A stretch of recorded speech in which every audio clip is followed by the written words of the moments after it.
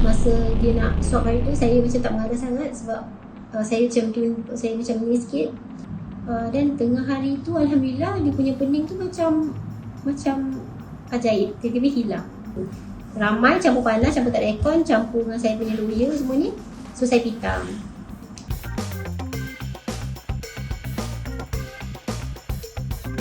Hey, selamat datang dan selamat kembali ke Momo Tube. Seperti biasa anda bersama saya Mike. Jadi seperti biasa Momo Tube akan mengsajikan anda dengan inspirasi kehidupan. Baiklah, tanpa melengahkan masa lagi, pada episod kali ini kita ingin bawakan, kita akan bawakan seorang bekas pesakit COVID-19. Dia sudi untuk bersama kita untuk share experience dan juga tips-tips kepada mereka di luar sana. So, mari kita mulakan. Guys, tetamu kita pada hari ini adalah Puan Yati Samsul. Puan Yati Samsul ini untuk secara briefnya kita nak cerita, dia telah pun disahkan positif bersama seisi keluarganya sebelum ini. Jadi tanpa buang masa, mari kita tanya. Let's dive in bersama Puan Yati. Puan Yati, apa khabar? Yati boleh ceritakan bagaimana maksudnya pengalaman COVID-19 ni, apakah simptom-simptom yang telah Puan hadapi sewaktu Puan dapat find out penyakit ini? Assalamualaikum warahmatullahi wabarakatuh. Nama saya Yati Samsul. Saya merupakan sahabat kepada Muhammad bin Saleh. Untuk menjawab soalan yang pertama, iaitu apakah simptom yang dirasai. So sebenarnya simptom yang saya rasai yang membuatkan saya nak pergi swab tu adalah pertama sebab saya demam, kedua sebab saya batuk dan ketiga sebab saya sakit tekak. So memang macam nampak seperti COVID yang betul lah. Dan sekolah anak saya masih tutup sebab terlalu ramai yang positif. Tapi nak dijadikan cerita, anak saya yang kat sekolah tu dia tak ada demam, tak ada batuk, tak ada sesama. So dia asimptomatik lah. Jadi tapi saya bawa je lah dia pergi swab sebab terlalu ramai orang positif masa tu, dalam 30 ke 40 orang di swab. Saya buat PCR test. Seperti yang kita sedia maklum ada dua jenis swab, iaitu RT-PCR dan juga PCR. So saya bawa dia pergi buat PCR hari Selasa. Dan hari Rabu dapat result, tengok dia positif.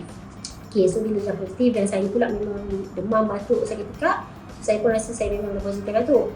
So hari Khamis besoknya saya pergi swab. Bila saya swab, saya dengan suami saya lah dan juga anak yang lain lah, satu family. Didapati suami saya, anak pertama tu memang dah positif. So anak kedua pun positif dan anak yang last tu, nombor 3 tu negatif, alhamdulillah. So kami semuanya positif. Simptom saya adalah demam, batuk dan juga sakit tekak masa day 1 sampai day 2 ataupun day 3 macam tu.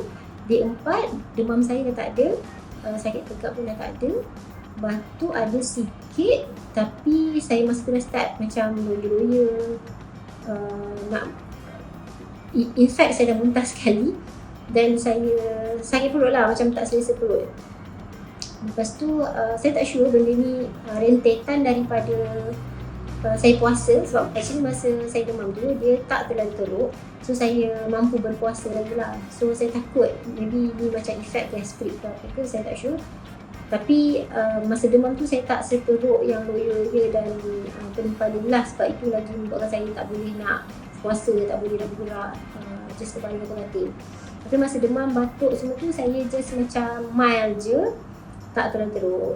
Bila saya baca-baca memang actually COVID punya simptom demam, batuk, sakit tekak, loya, cerit berit, tu actually memang simptom COVID.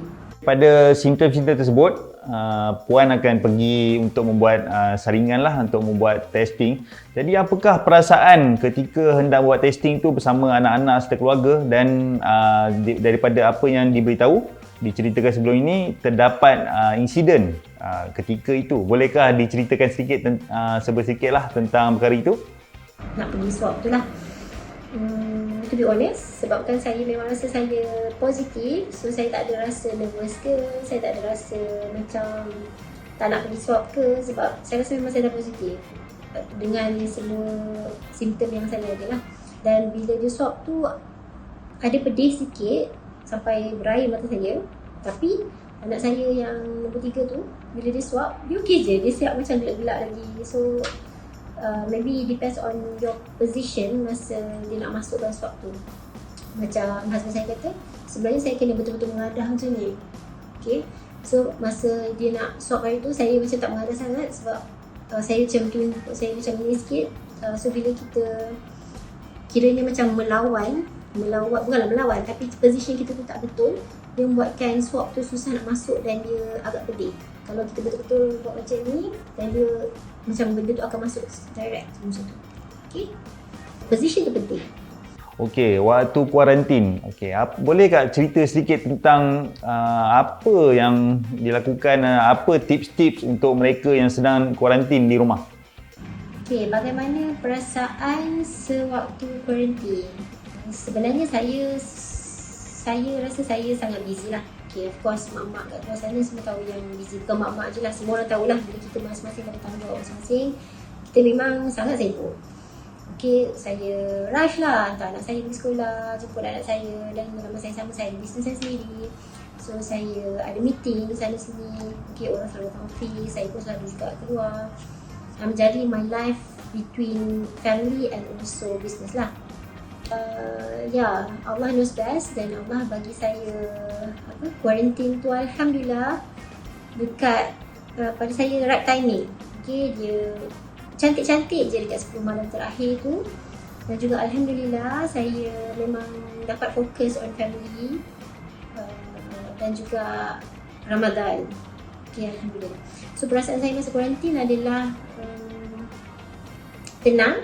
Okay, kita cerita pasal simptom saya kan demam apa semua tu dah habis, dan lepas tu saya ada loyo-loyo dan gastrik kan. So masa loyo-loyo dan gastrik tu of course lah, macam 2-3 hari tu saya pening, saya terbaring, saya tak puasa, saya tak boleh puasa.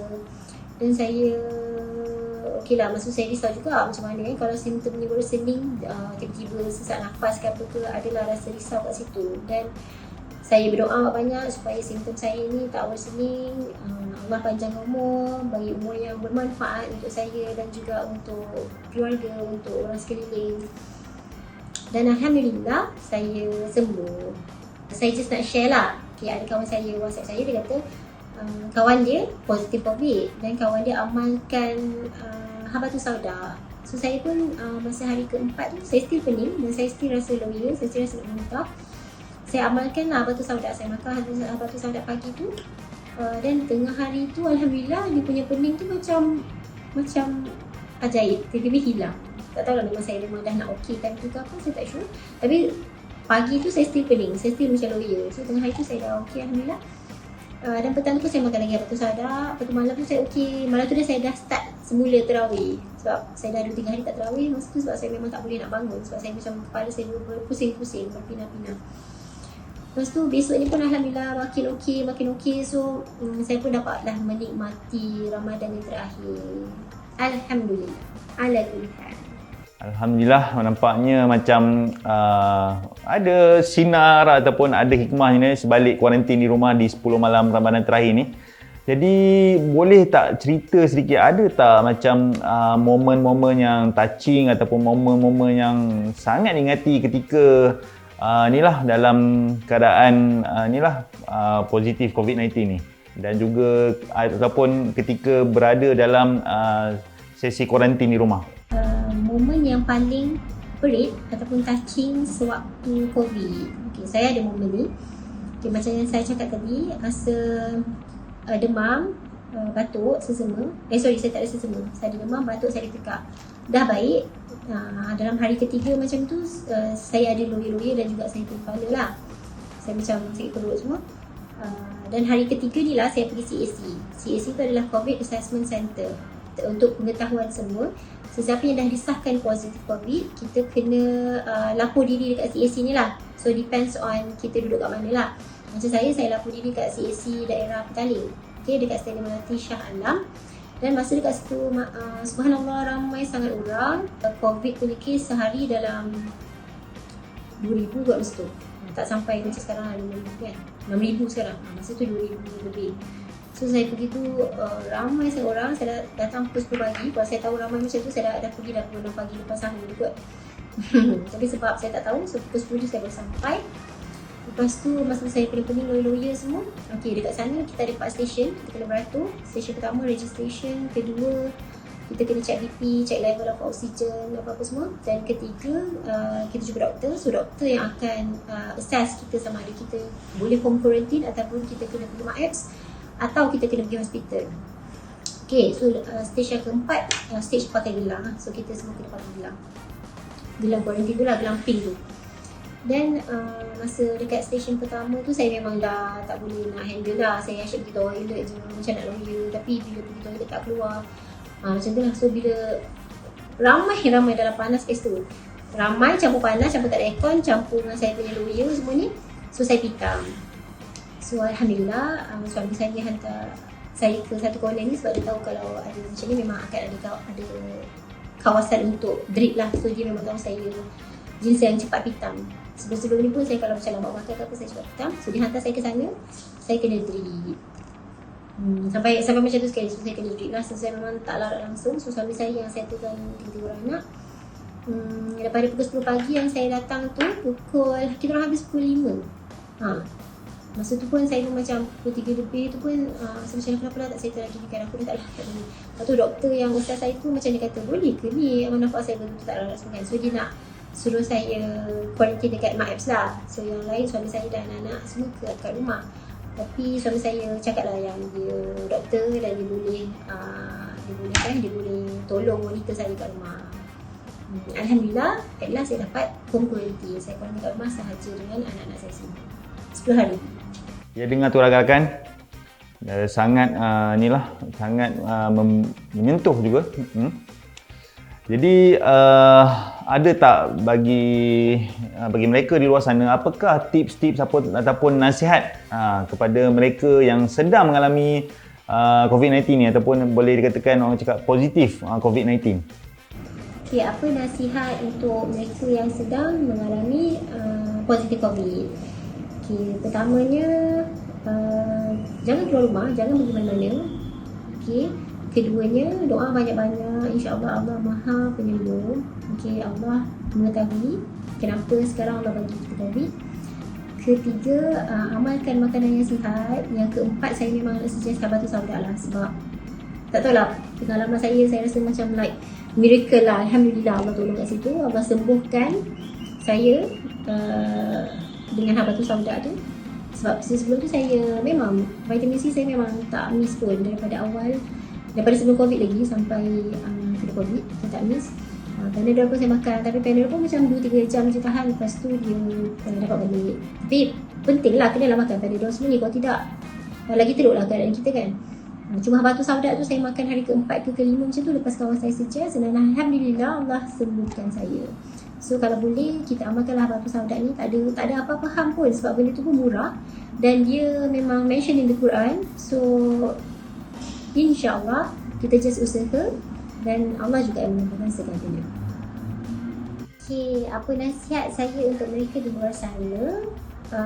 Amalkan penjarakan sosial, pergi mana-mana semua mask, dekat office ke apa ke, okay, pakai mask.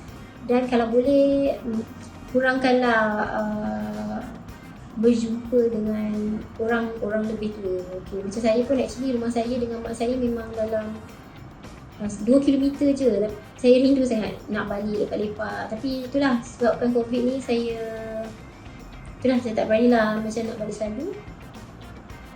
Tapi itulah rindu tau. Tapi kita macam mana kita tahanlah sikit daripada kita balik lepas tu kita macam like forever tak dapat jumpa mak kita. So better kita macam tahan sikit. Kita just balik pun macam saya pun saya balik, saya just macam bagi barang ke. Pada jauh saya pandang macam tu je ke. So macam tak sedih lah. Macam tak dapat lah nak peluk-peluk, cium-cium macam tu. Okay. Tapi itulah yang macam saya nak cakap. Kita jaga kita. Okay. So jagalah diri sendiri. Just amalkan SOP. Okay. Kalau tak ada benda nak keluar, jangan keluar. Sebab bila once dah dapat COVID ni macam susah. Sebab Dr. Mala yang selalu viral kat FB tu dia ada mention yang ada long COVID. So long COVID ni ada orang yang memang dia dah baik pada COVID, okay, dia tak ada demam, tak ada batuk semua, tapi actually lung dia tu memang affected. Sampai ke dah tua nanti pun dia tak boleh nak macam dulu-dulu balik. Dia cepat mengah, dia cepat semput. So kita pun tak tahu kita ni bila dapat COVID kita dekat level yang mana. Macam saya lepas COVID ni, so far alhamdulillah saya okey. Cuma kadang-kadang macam ada lupalah, malas lah. Itu pun saya salahkan COVID juga. Alhamdulillah. Okey, Puan Yati sekeluarga telah pun sihat daripada gejala COVID-19. Kita harapkan kesihatan ini akan terus berpanjangan kepada keluarganya dan juga kepada kita semua di luar sana, di luar ni lah. Okay, sekarang ni seperti yang telah kita dengar di awal tadi, Puan Yati dia sibuk untuk membahagikan masa antara keluarga, bisnes dan anak-anak. Jadi boleh tak kita ceritakan sikit ramai netizen nak tahu apakah bisnes Puan Yati lakukan ni? Okey, mari kita dengar. Okay, last sekali saya nak cakap yang saya merupakan publisher. Saya ada company yang publish buku kanak-kanak. Okay, dan ini adalah buku terbaru kami. Okay, My First Prophet Stories. Dalam PKP ni, kalau mak-mak kat luar sana ada baby, bolehlah beli buku ni. Okay, seperti kita sedia maklum, kita elok ceritakan tentang Nabi-Nabi ni dekat anak-anak kita. Okay, sebelum kita ajar dia solat, ajar dia berpuasa semua, kenalkan tentang Nabi dulu, kenalkan Allah, tauhid first, baru kita boleh ajar solat. Senang sikit je nak faham kenapa kita bersolat. Bila dia dah sayang Allah dan Rasul. Sekian daripada saya. Terima kasih. Jaga diri masing-masing.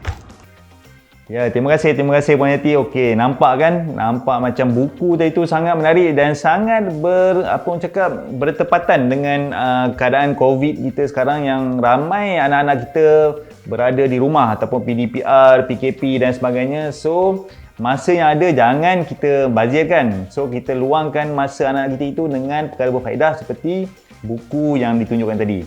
Jadi, kita dapat lihat bagaimana perasaan, bagaimana jerihnya ataupun bagaimana kesan-kesan kepada pesakit COVID-19 ni. Alhamdulillah, macam yang saya kenal, Puan Yati dia memang sentiasa happy go lucky dan positif. Tetapi bagi mereka di luar sana yang mana masih skeptikal dan juga masih lagi tidak percaya atau memperlekehkan lagi COVID-19 ni, diharap kita semua dapat mengambil serius. Okey, jika tak takut pun tak apa. Sebab sekarang ada orang macam-macam lah kan, banyak pandangan takut lah apa semua. Tidak mengapa, tetapi kita anggaplah supaya kita menjaga diri kita, menjaga diri orang lain dari segi kesihatan, dari segi sains. Jadi patuhilah SOP bukan kerana takut dengan pihak penguatkuasa, tetapi anggaplah SOP ini salah satu langkah untuk menjaga diri sendiri dan keluarga. Jadi sampai di sini saja dulu penyampaian kita. Semoga dapat memberi manfaat kepada semua. Dan jangan lupa like, share dan subscribe jika anda dapati video ini bermanfaat untuk anda. So stay tune sehingga next episode. Bye bye.